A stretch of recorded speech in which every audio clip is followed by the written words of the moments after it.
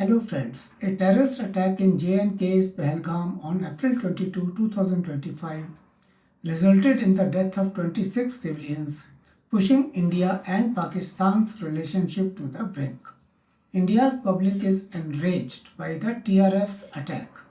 TRF is a Pakistan-based Lashkar-e-Taiba offshoot. Demands for decisive action, including war, are becoming increasingly strident.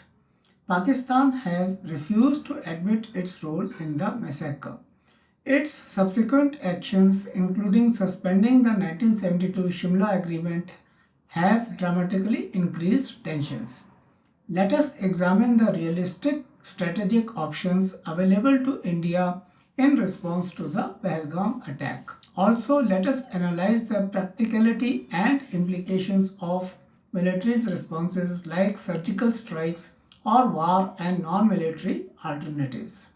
We shall look into past events, current global dynamics, and potential future crises to understand that India's response, while necessary for deterrence, must be measured to avoid a devastating nuclear war. India-Pakistan relations are marred by repeated crises. These often stem from terrorist attacks linked to Pakistan-based organizations. The 2016 Uri and 2019 Pulwama attacks offer valuable insights into how India might react in similar situations. After 19 Indian soldiers were killed in an attack on an army base in Uri, India carried out surgical strikes across the line of control or LOC and hitting militant launch pads in Pakistan-occupied Kashmir or POK. The restricted operation aimed to show strength without triggering a major war. The avoidance of escalation resulted from Pakistan's understatement of the attacks and rejection of significant damage claims. India's domestic calls for action were met by the strikes, which strategically avoided crossing Pakistan's nuclear threshold. A suicide attack in Pulwama resulted in the death of 40 Indian paramilitary personnel. India responded with airstrikes on a Jaish-e-Mohammed camp in Pakistan's Balakot. This was a major escalation, being the first Indian airstrike in Pakistan since 1971. Pakistan's retaliatory airstrikes triggered an aerial clash. US-led international mediation helped to ease the crisis. India's Balakot operation showed its readiness for escalation but also underscored the dangers of miscalculation due to Pakistan's nuclear arsenal. India's history of limited military actions against terrorism suggests success. However, escalation risks remain between the two nuclear weapons states. A complex geopolitical context defines the range of India's responses to the Pelgam situation. India and Pakistan are in an arms race. Pakistan's strategy includes tactical nuclear weapons such as the Nasr missile. The risk of nuclear weapons being used in conventional warfare increases, especially if Pakistan believes its survival is at stake. In 1981, US intelligence report cautioned that India attacking Pakistan's nuclear sites might trigger a nuclear retaliation. So, the potential for nuclear escalation renders total war incredibly dangerous. India's stronger global standing, thanks to partnerships with the US, Saudi Arabia, and other nations, stands in contrast to Pakistan's relative isolation amid economic and political challenges. By suspending the Indus Waters Treaty and closing the border, India is taking advantage of Pakistan's dependence on water and trade. Nevertheless, Pakistan's strategic partnership with China, mainly via CPEC, offers significant support. and Turkey is an emerging player in the subcontinent's geopolitics, which adds complexity to India's strategic planning. The international community's response to the Pahalgam attack, notably condemnations from Saudi Arabia, Iran, and Russia, demonstrates backing for India's counter-terrorism actions. Despite urging restraint, the US continues to support India, a position underscored by its Level 4 travel advisory for Jammu and Kashmir. Still, the world is wary of nuclear war, and the push for de-escalation would strengthen if India takes military action. In India, the attack has ignited nationalist fervor, prompting calls for revenge in public and media discussions. The looming 2024 state elections are politically pressuring the government to show strength. However, if the response seems to single out Muslims, it could worsen existing tensions within the country as well as the community. So, it is crucial to manage the presentation of the situation domestically. To restore deterrence and meet domestic needs, India's response must avoid catastrophic escalation. Hypothetical scenarios illustrate the potential outcomes of each of the following options. India uses its cold start doctrine to quickly send its integrated battle groups or IBGs into Pakistan's Punjab and Sindh provinces. Pakistan reacts with conventional troops and Nasr missiles, signaling its willingness to use tactical nuclear weapons.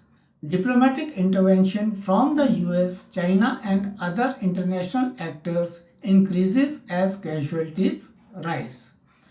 However, a miscalculation like India attacking a Pakistani nuclear site could spark a nuclear war, which would result in devastating losses and worldwide outrage. An all-out war is not a practical solution. The potential gains are overshadowed by the risks of nuclear escalation and its substantial economic and human toll. Although weaker than India's, Pakistan's conventional forces could still significantly extend a conflict, and its nuclear weapons guarantee mutual devastation. Furthermore, international pressure might compel a ceasefire before India's strategic goals are met. Conflicts such as the 1971 war fought before the nuclear age are not comparable to the current situation. India's elite para-commandos raided a TRF safe house in Pakistan's Punjab province, killing top militants. Although officially unacknowledged, the operation's deniability is undermined by Indian media leaks. With the raid unconfirmed, Pakistan's response is increased LOC skirmishes, but it refrains from significant escalation. The United States' mediation of back-channel talks results in Pakistan pledging to curb TRF. Surgical strikes offer a measured response, fulfilling domestic pressure for action while limiting the chance of wider conflict. Uri and Balakot proved that resolve can be shown effectively without causing a major war. Despite this, Pakistan's commitment to full-spectrum deterrence makes even small-scale attacks dangerous, a fact highlighted by the 2019 air battle. Precise intelligence and international pressure on Pakistan are crucial for success.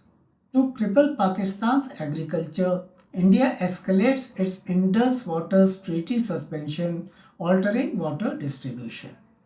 A global diplomatic campaign is launched, resulting in UN sanctions against Lashkar-e-Taiba affiliates.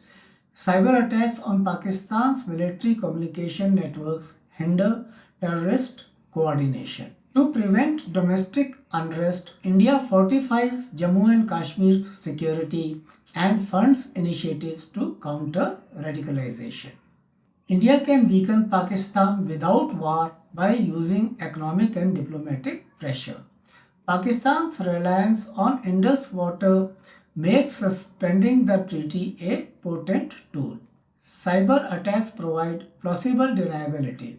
Diplomatic initiatives support international counterterrorism objectives better. However, these steps might not quell domestic calls for immediate justice and could lead to military escalation from Pakistan if economic hardship reaches a critical point. India launches an airstrike on a TRF training camp in Pakistan. Simultaneously, it conducts a global diplomatic campaign to label Pakistan as a sponsor of terrorism. Faced with US and Chinese pressure, Pakistan agrees to dismantle TRF networks but only after retaliatory LOC skirmishes. India views the result as a strategic win, increasing domestic backing. By blending military deterrence with long-term non-kinetic actions, India's hybrid strategy offers the widest range of options. This supports India's growing geopolitical influence and uses international backing to curb Pakistan. However, to prevent miscalculation and escalating tensions because of Pakistan's nuclear signaling, careful calibration is essential. A full-scale war is neither realistic nor sensible. Nuclear risks, along with economic and human costs, create a no-win scenario. By conducting surgical strikes, India demonstrates its resolve against terrorism, discouraging future attacks. Simultaneously, worldwide backing for these actions bolsters India's diplomatic standing, aiding its efforts to isolate Pakistan and secure counter-terrorism pledges. Measures including water and trade restrictions further strain Pakistan's economy, prioritizing internal stability over proxy conflicts. At home, a measured response promotes social peace and strengthens India's image as a strong, restrained, and responsible power. India's strategic resolve and regional leadership face a tragic test in the wake of the Pahalgam attack. Despite understandable anger driving calls for all-out war, nuclear and geopolitical factors demand restraint. A mix of surgical strikes and diplomatic, economic, and cyber measures offers the best path forward.